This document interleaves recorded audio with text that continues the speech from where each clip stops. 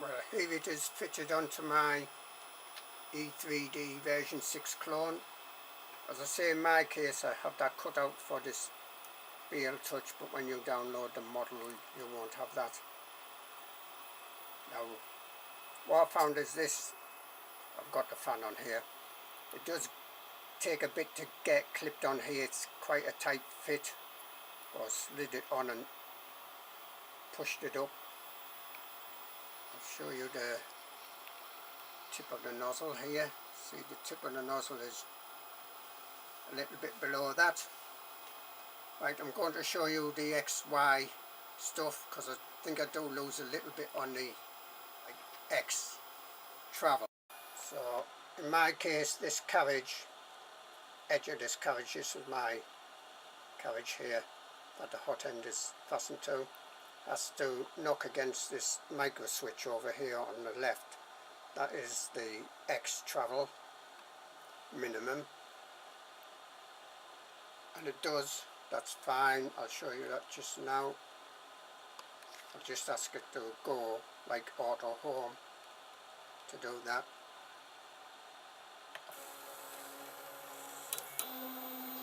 See, and that's been tripped, it's been signalled that it has gone home, it hasn't, you know, started grinding or anything daft like that.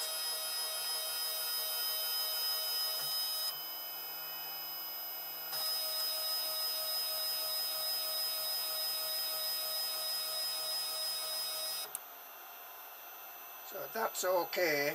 I'll take it over to the right because I think I certainly do lose some on the right, about 5mm or so.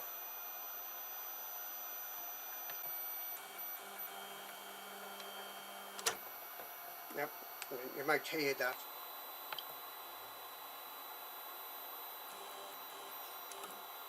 So it's just this like plastic ring here that is for the LED ring. Just knocks slightly against that, well, a bit against that threaded rod there. So I am losing a bit in the X travel this way. Now it might be possible to actually move this ring in relation to, well, the support ring for the LED in relation to the ring for the blown a bit further left. That's something I'm going to look at possibly. I'll just show you that if I can.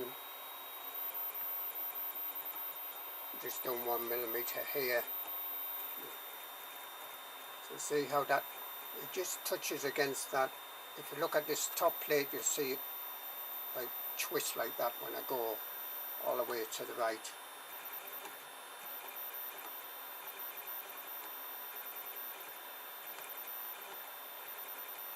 And obviously if this is turning, it's like grating against the edge here, it's going to be annoying to say the least.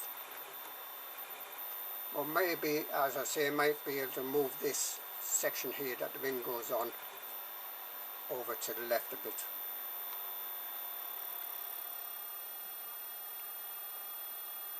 Well, moving this ring won't, you know, I've probably got about 5mm there, could move, but I wouldn't want to move the whole 5, maybe 2mm or so to move this ring over, because otherwise that edge of this ring is going to bang on this threaded rod.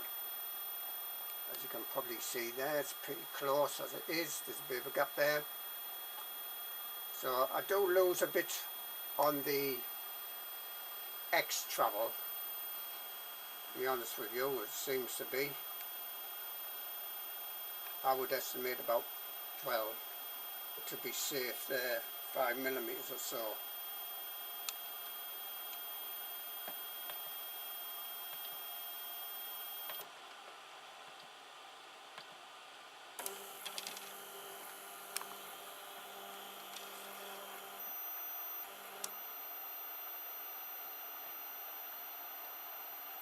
That's saying 242 on my display, and it should be 245, so I'm losing about 3mm there. I would want to give it a little bit more than that, I don't, because that's actually touching the threaded rod there. Anyway, I'm going to do a fan blower test on some paper, that's what I like to do. See how powerful this fan is with this like ring fan. So let's do our fan paper test. And as you can see, even from that distance, I'm getting some blowing power.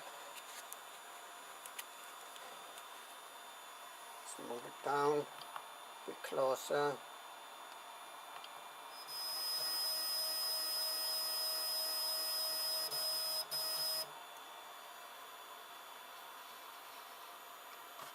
So this is just some small bits of paper and bits of tissue paper. She's blowing it off the bed. Now I don't know how even this is.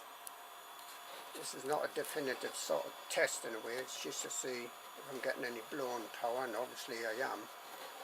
I think most of the blown power is still going to come out the back and not so much round the front. So that's just bits of, well, normal paper and tissue paper. So there is some blown power there, coming down onto the part, as you see.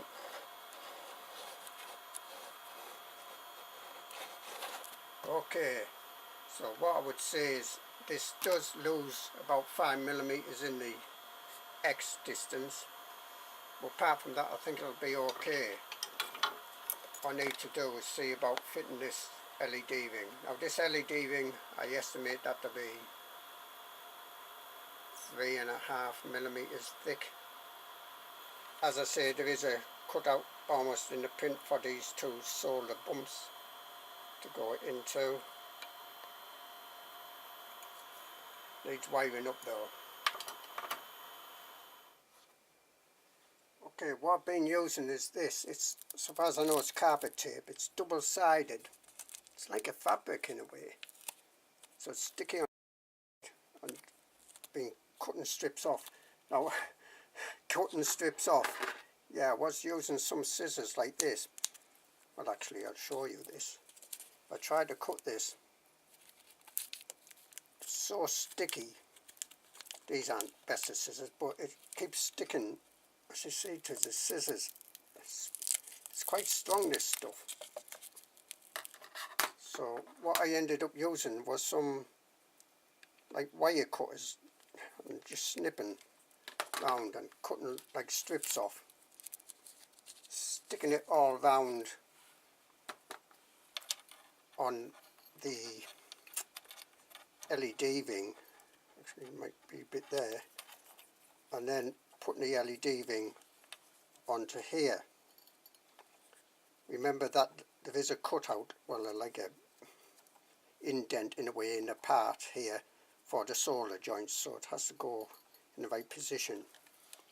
I did notice that this plastic plate is going over the edge, so I might trim that down. That will give me a bit more getting over to the X carriage.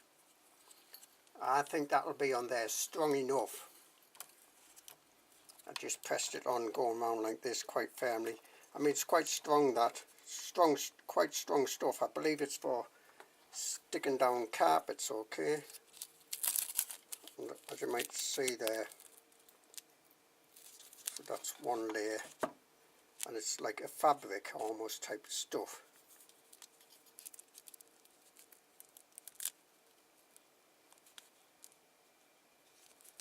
Very sticky, actually too sticky in a way, because it's causing me problems cutting it. When I'm putting this on, I'm having to almost get the like the heater block inside the thing first, put a bit of an angle, and then push quite firm. It's got quite a good strong clip on that, and pushing it up as high as it'll go, sliding it up, making sure that the heater block isn't actually touching the sides in here.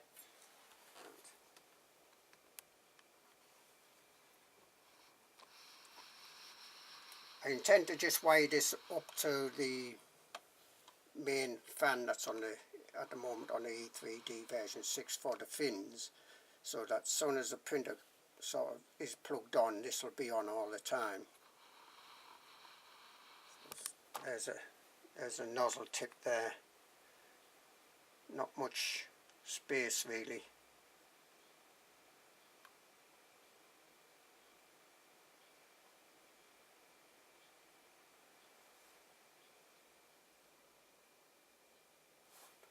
Okay, I've wired it up, and on these wires, well, what I've done anyway is positive 12 volts is going to like this pinkish wire, and the negative is going to the white wire. Okay, this also goes to it's the same power supply for the 12 volt fan that's on this fan shroud. I'll plug it in, and as you probably can see, hang on, I've got some paper. Alright, this is white, but you can probably see it's pretty white and quite bright. That works okay. I'll do a test print using this just now, but this I'll still have to like fasten these up with some tie wraps. I think that'll be fine. I have to make sure that this buck boost converter, I'm not sure if it's stepping up or stepping down the voltage actually. When I measured it, it seemed to be saying 8 volts. So it's 12 volts in, but it seemed to be outputting 8 volts, but I can't understand that. This wants to be fastened up well out the way so that it doesn't catch on the like timing belt for the X carriage there. So you can see like the light there, turn it off a bit. Oh, actually I've got all my other lights on, haven't I?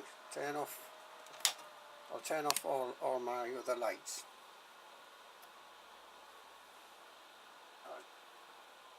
Turn it off,